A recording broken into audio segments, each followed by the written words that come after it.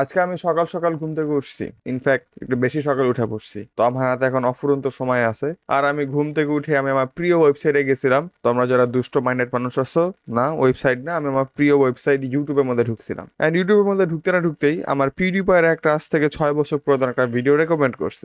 আমি ভিডিও টপিকটা টাইটেলটা ভুলে গেছিলাম, ভিডিও টাইটেলটা দেখি নাই, আমি জাস্ট ক্লিক মারছি, ঢুকছি।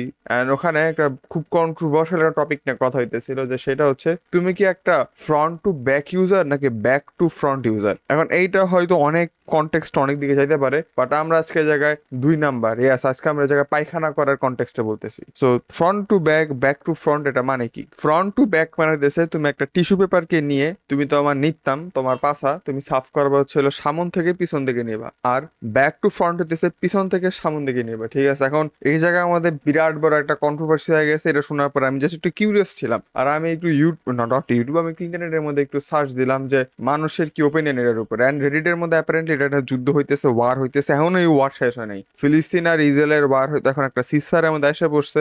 আল্লাহ জানে সেটা কতদিন টিকে না টিকে, বাট এই ওয়ার সেই 6 বছর যাবত এখনো চলতেই আছে, এখনো শেষ হওয়ার কোনো মানে নেই। 6 বছর আগে এটা সার্ফেসে আসে, আরো কত বছর আগে থেকে যাইতেছিল কে জানে, but the day is here, racism is finally over, my ass can end racism and hear me out. তোমরা তো অনেকে জানো না, আমেরিকান যারা আছে তারা শুধু একটা টিস্যু ইউজ করে। অ্যান্ড যারা জাপান আছে, জাপান অলওয়েজ ফিউচার, ভবিষ্যতে বাস করে। তো জাপান তাদের কোমোটের মধ্যেই জেট স্প্রে অথবা সুসু করার একটা উপায় রেখেছে। ঠিক আছে, আমি একদম খাঁটি বাংলায় বলি যাতে সবাই বুঝতে পারে। আর আমরা বাঙালি, আমরা একদম সবকিছুর মধ্যে হাত মাখামাখি করে, আমাদের তো বুঝে আমাদের সবকিছুর মধ্যে হাত দেওয়ার অভ্যাস, তো আমরা এই জায়গার মধ্যে হাত দিই। আমি জানি না তোমরা কেমনে কি করতেছো, এটা আমাকে কে শিখাইছে এটা আমি জানি না। আমার যতদূর মনে পড়ে আম্মু আমাকে বাংলা স্টাইল শিখাইছিল, বাট আমি পরে পরে এই সব জিনিসগুলো কেমনে শিখছি আই ডোন্ট নো। আমি জাস্ট এটা কত আমার মেমোরি যতদূর যাই আমি অতদূর এমনি করে কাজ টাজ খাটতেছি, এমনি করে সব কাজ টাজ করি। সো ফার্স্ট অফ অল তোমাদের 2 নাম্বার করতে হবে। অ্যান্ড আমি কোমোটের উপরে বসি, বাট প্যানের মধ্যে স্কোয়াট করি। আমার বাসার মধ্যে থাকতাম কোমোট,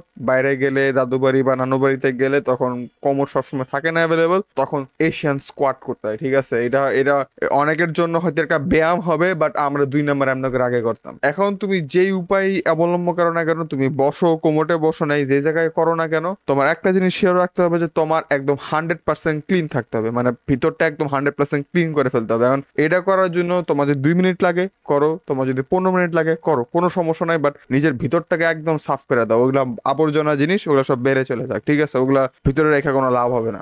এন্ড এখানের মধ্যে অনেকে অনেক অবাক হবা, বা আমি এটা নতুন একটা তথ্য পাইছি যে অনেকে নাকি বাথরুমে ফোন নিয়ে যায়, বাট আমি এমন মানুষ না ভাই, বাথরুমের মধ্যে আমি ফোন নিয়ে যাই না। ফোন আমি রাখবো কোথায়? সব জায়গায় তো ডেঞ্জারাস জোন, আর সব জায়গায় ভিজে ভিজে। হয়তো আইফোন ইউজাররা নাই, আমার ফোন ওয়াটারপ্রুফ না, সো আমি নিয়ে যাই না আমার ফোন। আমি যখন বাথরুম করি একদম মনোযোগে 100% ফোকাস ওই জায়গার মধ্যেই, ভালো একটা লক্ষণ। কারণ আমি যখন 10 মিনিট বাথরুমে বসে থাকি, আমার মাথার মধ্যে প্রচুর ভিডিও আইডিয়া জেনারেট হয়, এবং প্রচুর আইডিয়া, নতুন নতুন অনেক তথ্য, অনেক কিছু মাথার মধ্যে ঢুকে। তাই তখন থেকে বলবো যে ব্রেইন স্টর্মিং করার জন্য বাথরুম খুব ভালো একটা জায়গা। ওকে, আজকে টপিক সেরে না, আজকে আমরা রেসিজেনকে এম করবো। আগে আমি আমেরিকান স্টাইলে যাই, ঠিক আছে। অ্যান্ড এই টিস্যু ইউজ করার মধ্যে দেখলাম অনেক ব্রেভ ওয়ারিয়ার্স আছে, অনেক বীর যোদ্ধা আছে এই জায়গার মধ্যে। অনেক মানুষদেরকে আমি দেখছিলাম রেডিটের মধ্যে, শুনছি দেখি নাই, আমি শুনছি পড়ছি যে অনেক মানুষ আছে যারা টিস্যুকে ছিঁড়ে, এক পিস টিস্যু ছিঁড়ে ছিঁড়ে সেটাকে, দেখো না টিস্যু 2 পার্ট থাকে না, ওই 2 পার্টের মধ্যে একটা সিঙ্গেল পার্ট নাই, ওই সিঙ্গেল পার্ট দিয়ে মুছে। আবার এখানের মধ্যে এরা তো ছিল বীর, এদের মধ্যে আবার বীর শ্রেষ্ঠ আছে, এরা ওই ছিঁড়া পার্টকে, মানে ওই যে 2 ভাগ করা পার্টকে আবার হাফ করে, ছিঁড়ে না, ফোল্ড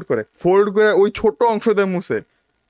আমি আগের থেকে সারেন্ডার করতেছি, আমার এত সাহস নাই। ঠিক আছে, আমি কোনো বীর শ্রেষ্ঠ, কোনো বীর, কোনো কিছুই না। আমি, তোমরা হয়তো এটা বলার পরে তোমরা হয়তো আমাকে কোটি কোটির পোলা বলবা, বললে বলো, আমার কোনো সমস্যা নাই। আমি 3টা টিস্যু ইউজ করি। ইয়েস, আমি 3টা টিস্যু নেই, সুন্দর করে ফোল্ড করি, তারপর আমি পিছন থেকে সামন দিকে যাই। এখন পিছন থেকে সামন দিকে যাওয়ার মধ্যে আমি অনেক কন্ট্রোভার্সি শুনছি, অনেক অনেক ঝামেলা শুনছি, বিশেষ করে ছেলেদের ক্ষেত্রে, কারণ আমাদের সামন দিকে অনেক কিছুই হইতেছে এখানে। আমাদের অনেক অনেক প্রেশিয়াস, অনেক গুরুত্বপূর্ণ জায়গার মধ্যে ভুলভাল জিনিস লাগে যেতে পারে। তো কিন্তু ভাই skill issue, totally skill issue, কতটুকু নিতে পারে ক্যালকুলেশন করবে। ঠিক আছে, একদম সামনে এসে পড়বে না, তাহলে তাহলে তো ঝামেলা আসবে, একদম সামনে আসা যাবে না। মিড পয়েন্ট এসে থেমে যেতে হবে, থেমে যায় জাস্ট টিস্যুটাকে ফালাই দিব, ফ্ল্যাশ মারবা। এইবার আমেরিকান স্টাইল শেষ, এখন আমরা জাপানিজ নিহঙ্গ স্টাইল করব।